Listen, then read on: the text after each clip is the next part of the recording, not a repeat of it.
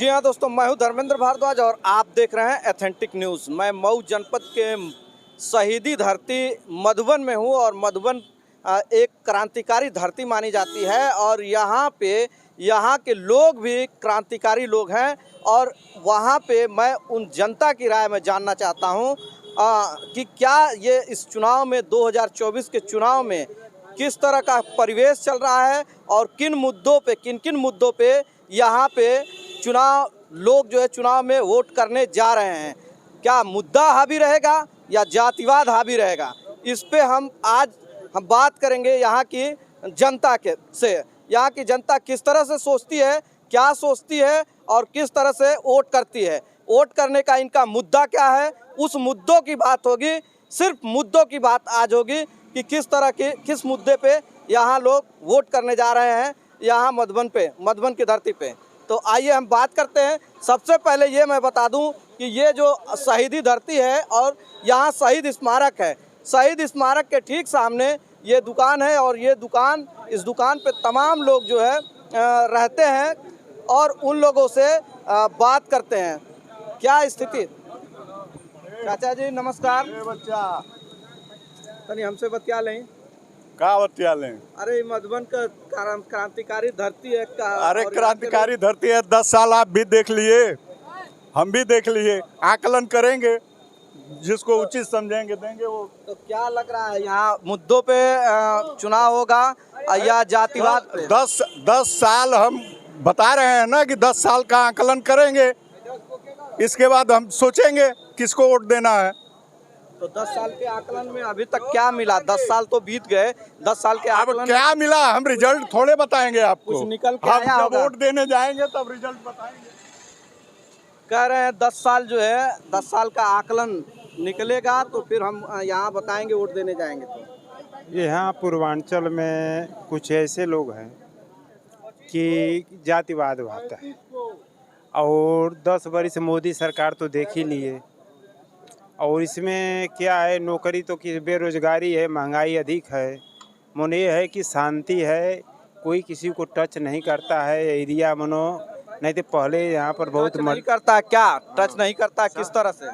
अपराध के मामले में हर मामले में किसी को पहले बहुत यहाँ पर मर्डर होते थे, झगड़ा झंटा होता था। इस समय बिल्कुल शांत एरिया हो गया है, शासन टाइट व्यवस्था है। और अखिलेश की सरकार में तो बहुत गुंडागर्दी थी, लोग दिन दहाड़े दारू लेकर भैंस चराते थे खेत को, तमाम सारी बातें हैं। लेकिन तो इनकी सरकार में थोड़ा महंगाई है, बेरोजगारी है, पढ़ लिख करके लोग रोड पर घूमते हैं, किसी को सर्विस नौकरी नहीं है। और कहते थे कि डिजिटल इंडिया बनाए देंगे, मगर डिलीट इंडिया हो गया है। अच्छा, हाँ डिलीट इंडिया हो गया। हाँ तो और क्या, हम तो पंजाब रहते, चार कोई स्टेट घूमते हैं। पंजाब में इनका भी सीट बहुत कम निकलेगी, वहाँ पर आम आदमी केजरीवाल की सरकार है। वहाँ के लोग बढ़िया लोग हैं, वो बीजेपी वोट करते हैं, नहीं तो अन्य समाज के लोग नहीं। क्यों नहीं करते हैं, क्या कारण है?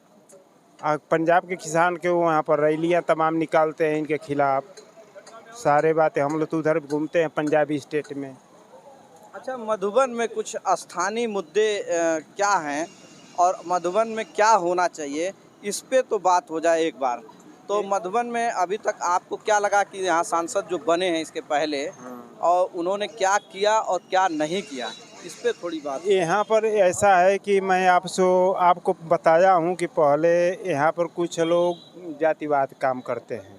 यहाँ पर हमारे समझ में यहाँ पर जैसे बीजेपी गठबंधन जय सुहेलदेव पार्टी से अपने उम्मीदवार उतारे हैं, तो यहाँ पर हम जानते हैं कि बीजेपी सपा बसपा लड़ेगी। सपा बसपा लड़ेगी? हाँ, आपको लग रहा है दोनों में रहेगी। अच्छा, हाँ, तो सपा का बेस वोट यादव माना जाता है। हाँ। और यादव के अलावा अन्य कौन कौन से वोट उनके साथ जुड़ेगा? कि जुड़ेगा, मुस्लिम जुड़ेगा और यादव जुड़ेंगे। और बहुजन कह रहे कि हमारे तरफ भी मुसलमान जुड़ रहे हैं। हाँ, तब मुसलमान दोनों तरफ विभाजन हो सकते हैं। ओम प्रकाश राजभर भी मुसलमानों में घूम रहे हैं। हाँ, अच्छा 1/3 हो जाएंगे, बीजेपी को भी लोग, उसमें भी विभाजन हो सकते हैं। अगर ऐसा हुआ, मुसलमान बट गया, हाँ, फिर क्या होगा? तो मुसलमान बट गया तो फिर भी हम लोग जानते हैं कि सपे बसपा लड़ेगी। हाँ, ये हम लोग भी चर्चा करते हैं, लेकिन तो इस बार की चुनाव में लगता है कि यही दो लड़ाई में रहेंगे, सपा बसपा।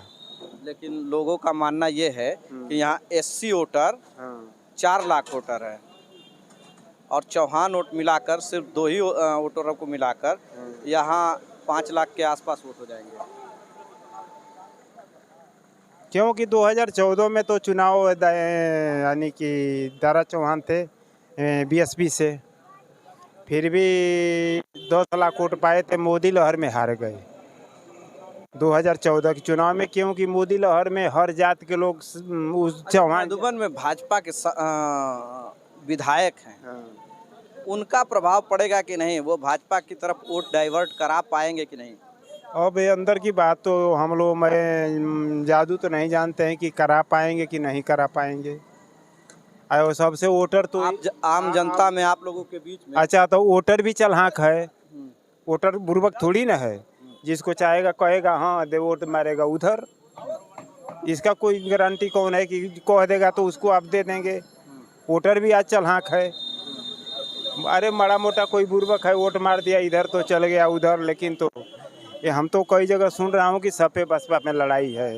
हाँ, तो ये बता रहे हैं कि सपा और बसपा की लड़ाई यहाँ चल रही है और इन्होंने बहुत कुछ बताया, जातीय समीकरण को भी बताया इन्होंने, और इनसे सारी बातें इनसे पूछी गई तो इन्होंने बताया